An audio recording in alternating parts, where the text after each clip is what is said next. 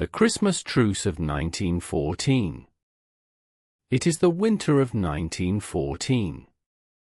The Great War, as they are already calling it, has been raging for 5 months. The armies of Europe have dug themselves into the earth like animals seeking shelter from a storm. From the English Channel to the Swiss Alps, a continuous line of trenches scars the continent. This is the Western Front. No one expected this. When the war began in August, young men on all sides rushed to enlist, certain they would be home by Christmas. The newspapers said it would be a short war, a glorious war, a war of cavalry charges and heroic advances. But the machine gun changed everything. The artillery changed everything. The modern world had invented ways to kill that no one had imagined, and the old ways of fighting became suicide. So the men dug. They dug trenches deep enough to stand in, then deeper. They lined the walls with sandbags and timber. They carved out little caves in the earth where they could sleep, where they could write letters, where they could try to remember what it felt like to be dry. And between the trenches, between the British and the German lines, lay a strip of land that no one controlled. It was called no man's land. In some places it was only 50 yards wide. In others, 200. It was a wasteland of mud and barbed wire and the bodies of the dead that no one could retrieve.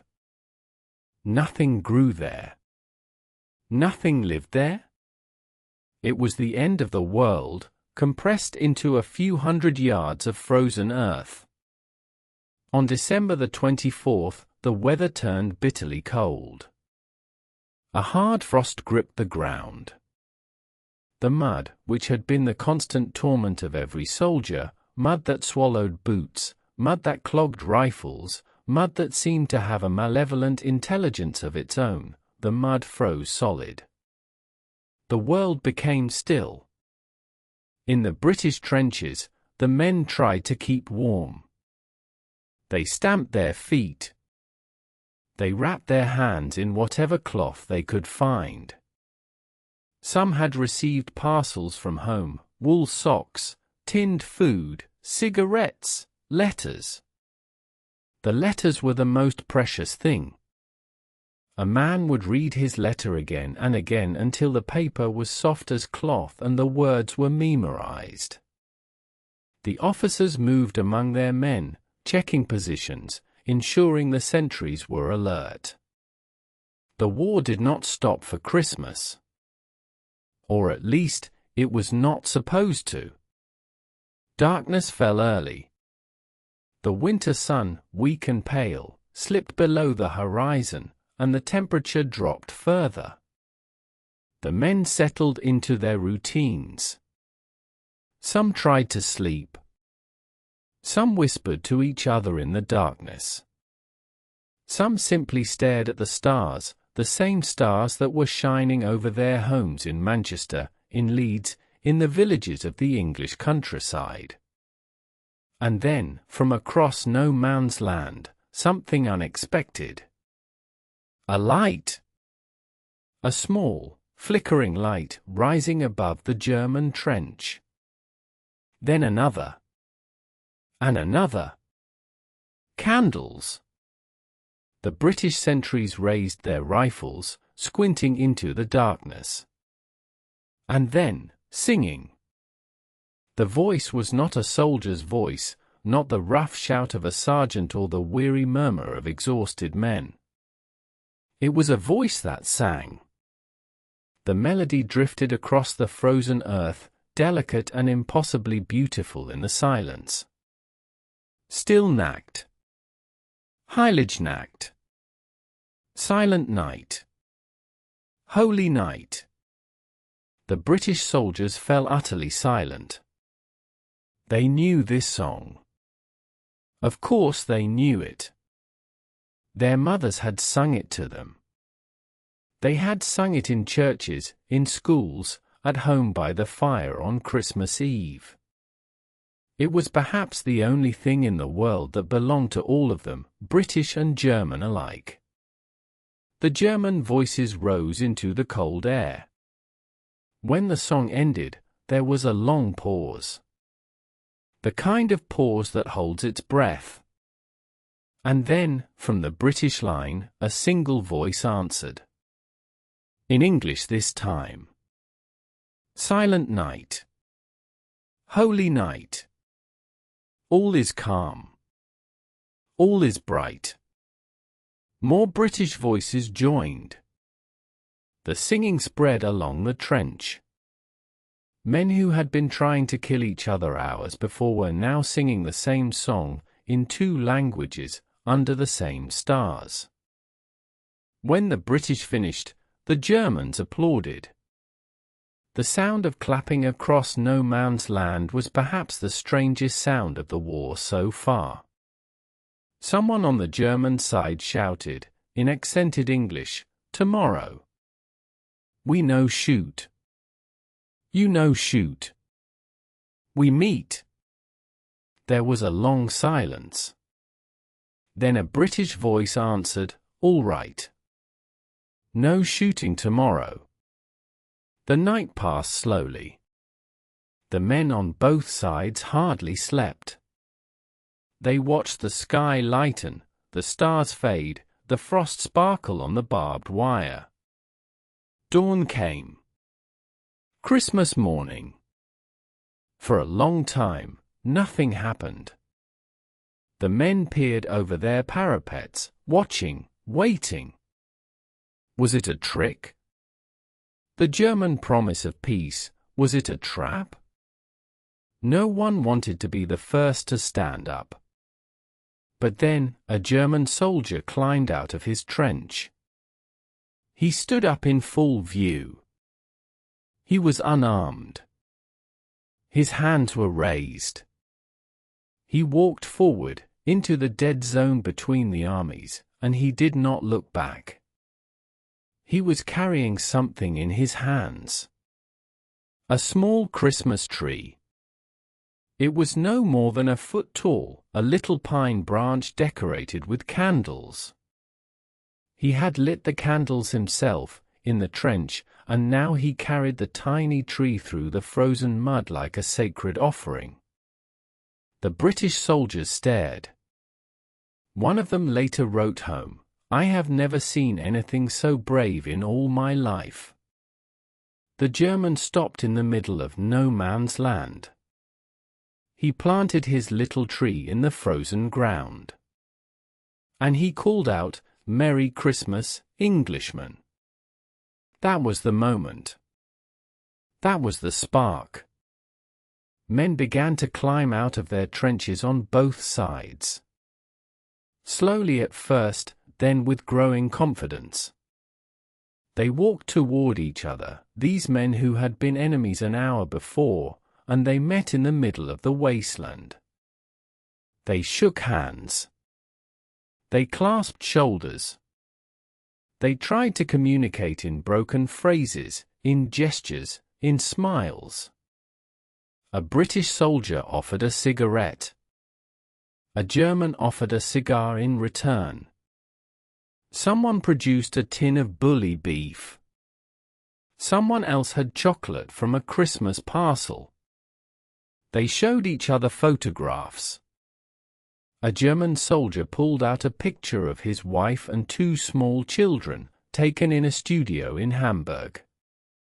A British sergeant showed a photograph of his own family, a wife, a baby daughter he had never met. The two men looked at each other's pictures, and they nodded, and they understood. These were not enemies. These were fathers and husbands and sons. These were men who wanted to go home. Then the strangest thing of all happened. Someone produced a football. No one ever knew who brought it. Some accounts say a British soldier had it in his pack. Others say a German tossed it over. But suddenly there it was, a real leather football, bouncing on the frozen mud of no man's land. And then there was a match. Dozens of men, kicking a ball back and forth, slipping on the frost, laughing when they fell. They used piles of greatcoats as goalposts. There were no referees. The rules were whatever anyone could agree on. The score, if anyone kept score, was quickly forgotten. What mattered was the running, the shouting, the sheer human joy of playing a game on Christmas morning. A German soldier later wrote in his diary, "The English brought a football from their trenches, and pretty soon a lively game was underway." How marvelously wonderful, yet how strange it was. The British officers felt the same way about it. Thus Christmas, the celebration of love, managed to bring mortal enemies together as friends for a time. The truce spread along the front. In some places it lasted just a few hours, long enough to exchange greetings and collect the dead for burial. In other places it lasted through Boxing Day. Men who had been shooting at each other worked side by side to dig graves, to say prayers over the fallen, to give their comrades a decent burial at last. They exchanged gifts. Buttons torn from uniforms. Regimental badges. A pipe. A pocket knife. Whatever small treasures a soldier carried with him into the war. These trinkets became precious souvenirs, proof that this strange day had really happened. The officers were not pleased. When word of the truce reached headquarters, there was fury. Generals on both sides issued stern orders. Such fraternization with the enemy would never be permitted again. It was bad for morale, they said. It undermined the fighting spirit, they said. The war must be prosecuted with full vigor. But the men in the trenches knew something their generals did not. They had looked across no man's land and seen not monsters, but mirrors. They had shaken hands with the enemy and found them to be, in every way that mattered, the same. The truce could not last. By the evening of Christmas Day, in most places, the officers had reasserted control. The men returned to their trenches. The rifles were reloaded. The war resumed. But something had changed. The men who were there that Christmas never forgot it. They told the story for the rest of their lives. In letters home, they tried to explain what had happened. Some of the letters were published in newspapers. The public was astonished. For a brief moment, people back home glimpsed a different kind of war, not the glorious victory they had been promised, but something more complicated. Something more human. The war would continue for more Christmases. By the time it ended, in November of 1918, nearly 10 million soldiers were dead. 20 million more were wounded. The empires of Europe lay in ruins. The world would never be the same. But on that one Christmas, in 1914, something remarkable happened. For a few hours, on a frozen field in Belgium, peace broke out. Not because of a treaty. Not because of a general's order.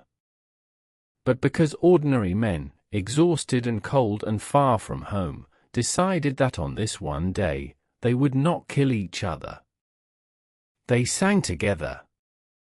They shared their food. They played football. They buried their dead. They showed each other photographs of the people they loved. And then, the next day, they went back to war. Not because they wanted to, but because that was the world they lived in. The Christmas truce has become a legend now. It is told and retold, in books and films and songs. But it is worth remembering that it was real. It happened. Ordinary men made it happen, in the middle of one of the darkest chapters in human history. Perhaps that is why the story endures. Because it reminds us of something we desperately need to believe. That even in the worst of times, kindness can break through. That even across the deepest divides, we can recognize each other. That peace is not only the work of politicians and treaties. Sometimes it begins with a single man, climbing out of a trench, holding a candlelit tree. Many of the men who were there that day tried to capture it in words. A British soldier named Alfred Anderson, who was 18 years old that Christmas, wrote to his mother, "I have had the most wonderful Christmas day I could ever have imagined. The Germans came over to our trenches and we theirs. We exchanged souvenirs and addresses and promised to write. The Germans are just the same as us." Another soldier, a German named Joseph Wenzel, wrote in his diary, "The Christmas celebration of the year 1914 will remain unforgettable to me. On the 24th of December, we stood in the trenches and sang Christmas carols. The English applauded us. Then they sang, and we clapped for them. It was a strange feeling. One forgot completely that the men only 100 meters away were one's enemies. There were moments of extraordinary tenderness. In one sector, a British soldier who had been a barber before the war gave a German soldier a haircut right there in no man's land, using a pair of scissors from his kit.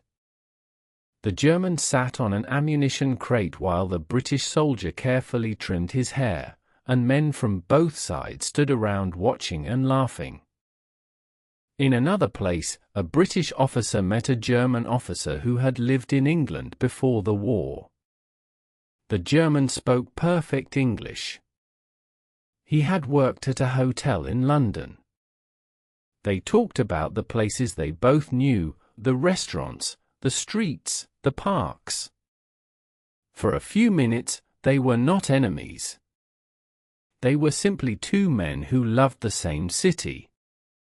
The truce also allowed both sides to do something they had been unable to do for months: bury their dead. All along the front, men worked together to dig graves and carry bodies that had been lying in no man's land for weeks. Chaplains from both sides conducted joint funeral services. The words of the burial service, "Dust to dust, ashes to ashes," were spoken in both English and German. Soldiers who had been trying to kill each other the day before now stood side by side with bowed heads, honoring the fallen. When the burial parties finished their work, some of the men erected small wooden crosses over the graves. On one of them, a British soldier wrote in pencil, "Here lies a brave German soldier. May he rest in peace." A German soldier added underneath, "And here lies a brave English soldier beside him." The guns fell silent on that Christmas morning. The frost sparkled. The men played their game.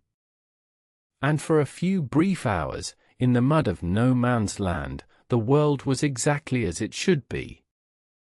In the quiet of a winter night, if you listen very carefully, you can almost hear it still. A voice in the darkness, singing across the frozen earth. Silent night. Holy night. All is calm. All is bright.